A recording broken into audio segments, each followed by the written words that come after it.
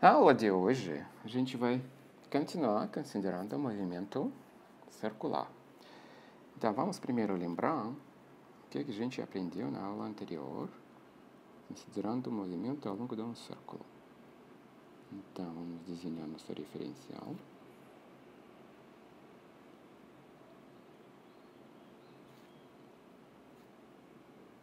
Bom, e parte do círculo que eu preciso é esse aqui. Então, esse círculo tem centro no centro da referencial. Então, nós consideramos dois pontos aqui, ponto A. No tempo t, nosso corpo está no ponto A. Esse é posição, vetor de posição e também raio do círculo, ponto A.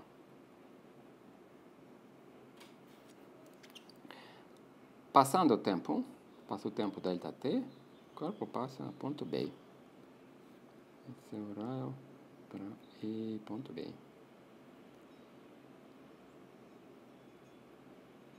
Certo? E no tempo delta t mudou ângulo polar, φ, delta φ. Então, essa mudança de ângulo, no meu caso, é negativa, porque ângulo a gente mede no sentido contrário de movimento, de A para B, certo? Então, a gente considerou o movimento que tinha velocidade angular, definida a mudança de ângulo no tempo dividido por tempo, certo? Constante.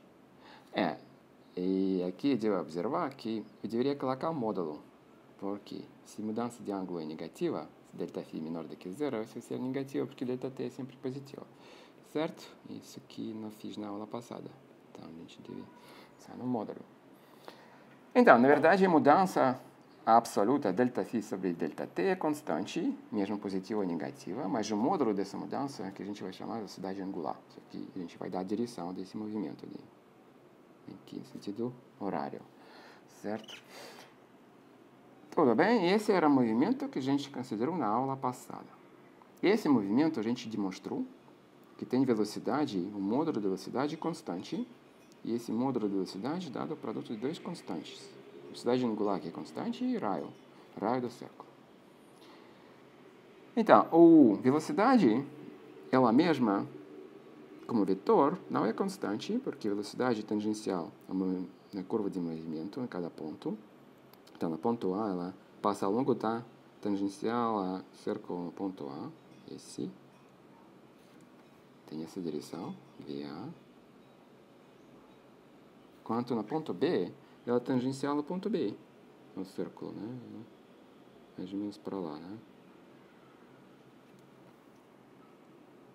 VB. Então, esses dois vetores devem ter o mesmo comprimento, porque o módulo é constante, a direção muda, certo?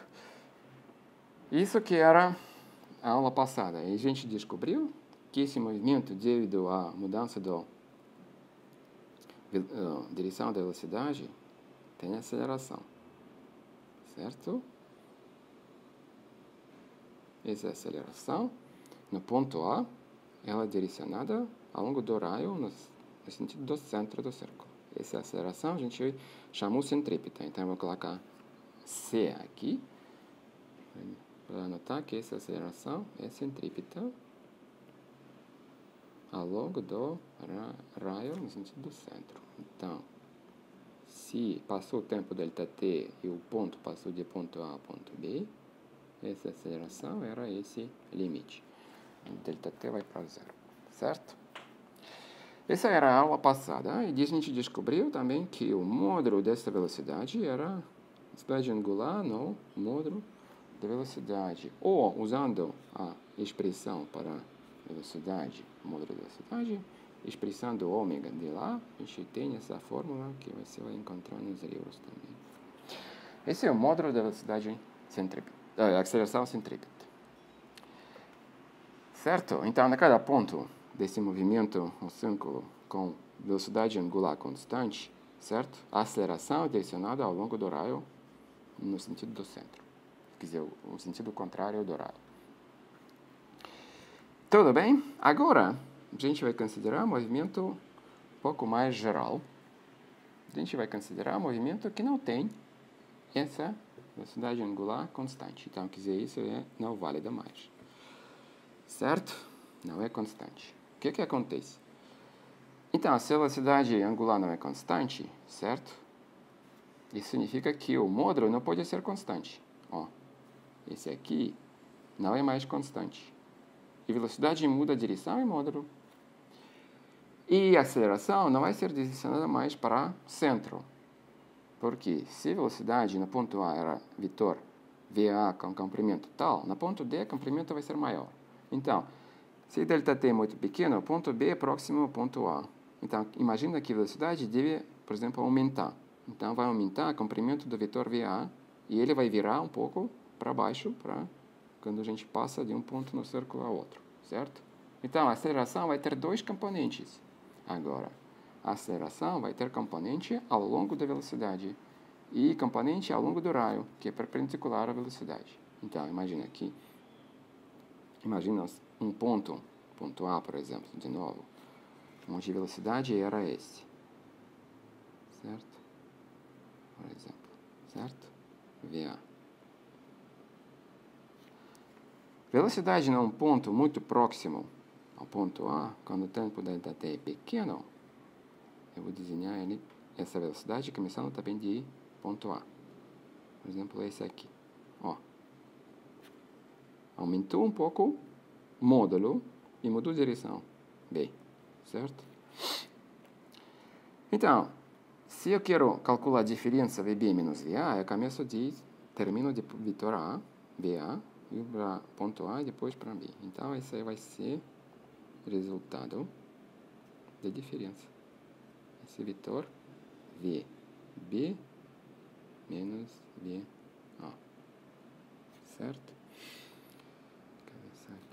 Ó. Então, o que eu quero dizer aqui que a gente vai agora introduzir dois eixos. Um eixo no ponto A. Esses dois eixos que a gente vai introduzir, não como eixos x e y, ou vetores I e J, lembra? Tem vetor J aqui. Vetor I. Unitários ao longo dos eixos x e y. A gente vai ter dois vetores que dependem do ponto, dois eixos que mudam de direção de acordo com o movimento. Um eixo que ao longo do vetor, no ponto, vetor de velocidade no ponto A, ou tangencial à curva de movimento, se ele é tangencial à curva de movimento, eu vou colocar T aqui, tangencial. Eixo tangencial. E outro eixo ortogonal a eixo tangencial, que é eixo, vamos pensar aqui, ó, ortogonal. Um eixo radial. Quer dizer, nesse movimento no círculo, esse é exatamente eixo onde vai paralelo ao raio, sentido para o centro.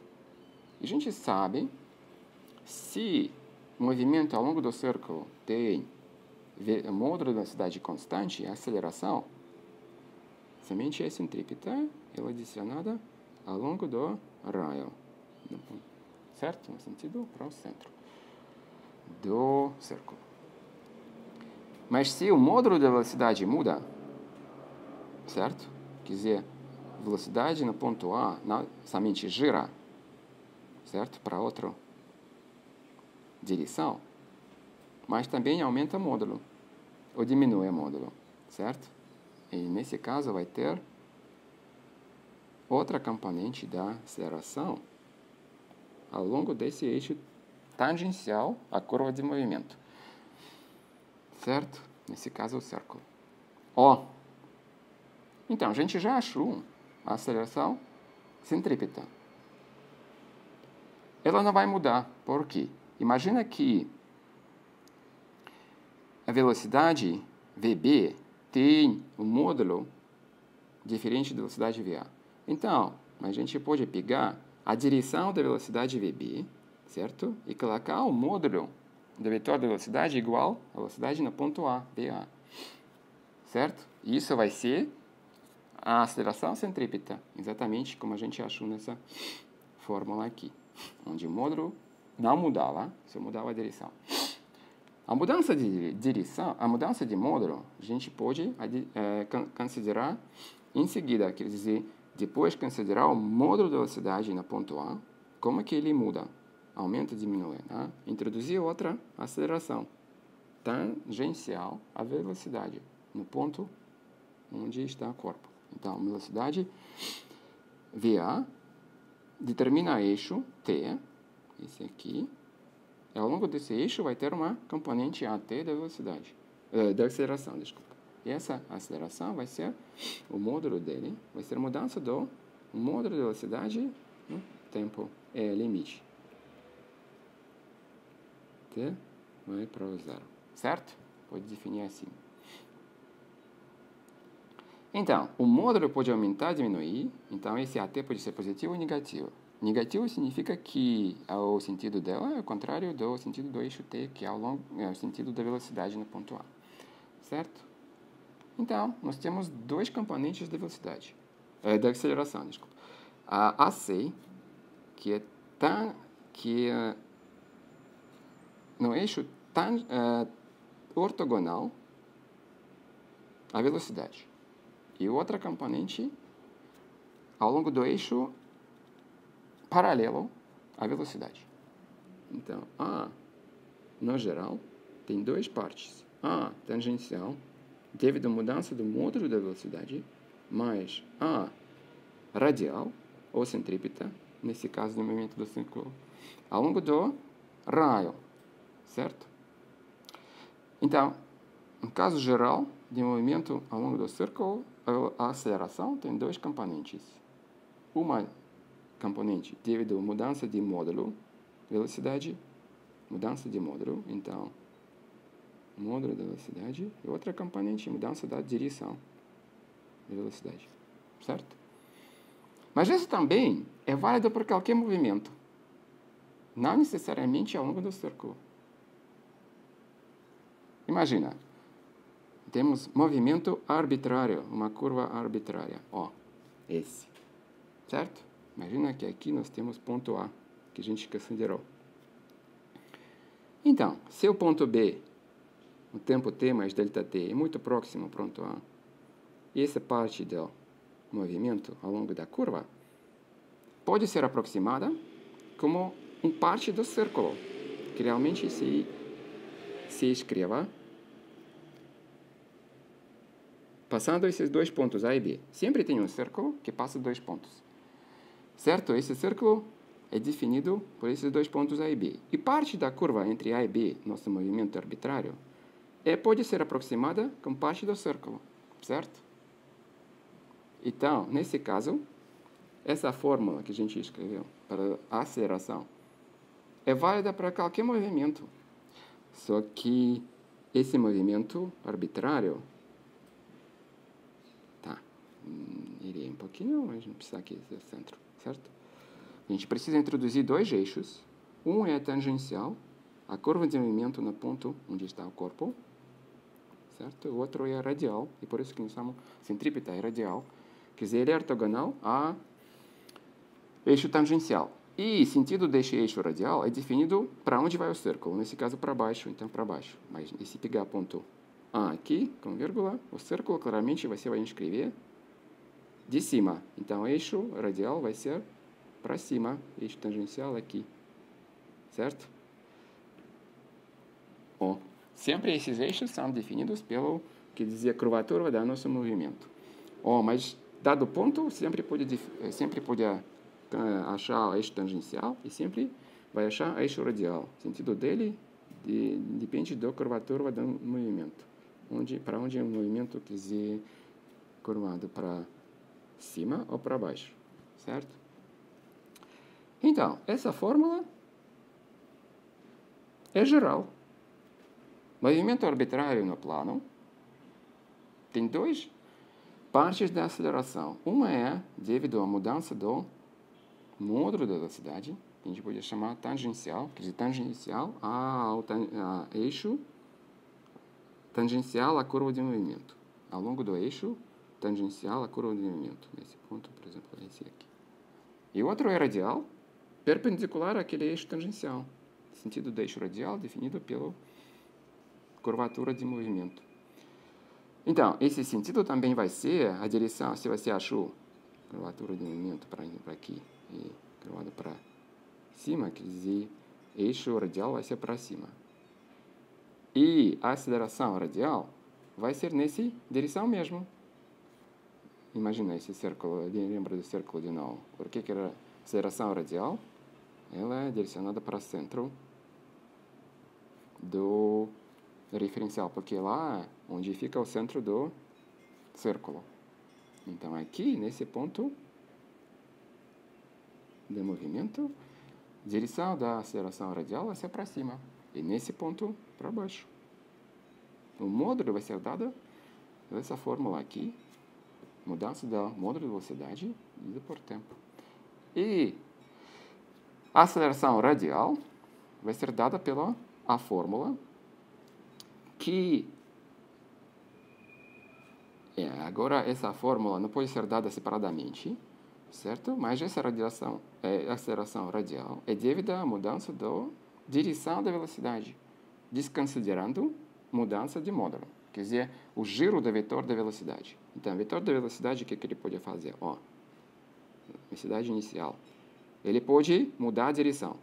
Então, por exemplo, para cá, mudar a direção. Ele pode ser esse vetor aqui. Mas preservar o módulo. Nesse caso, somente tem aceleração radial. Se o módulo é diferente, vai ter componente tangencial da aceleração. Esse aqui. Então, isso é válido para qualquer movimento no plano. Em 3 dimensões, vai ter terceiro eixo, certo? Entre x e y vai ter eixo z também, ortogonal ao plano do quadro, nesse caso. Né? E vai ter outra componente da aceleração ao longo daquele eixo. Então, essa fórmula aqui só válida, por enquanto, em movimento em 2 dimensões, certo?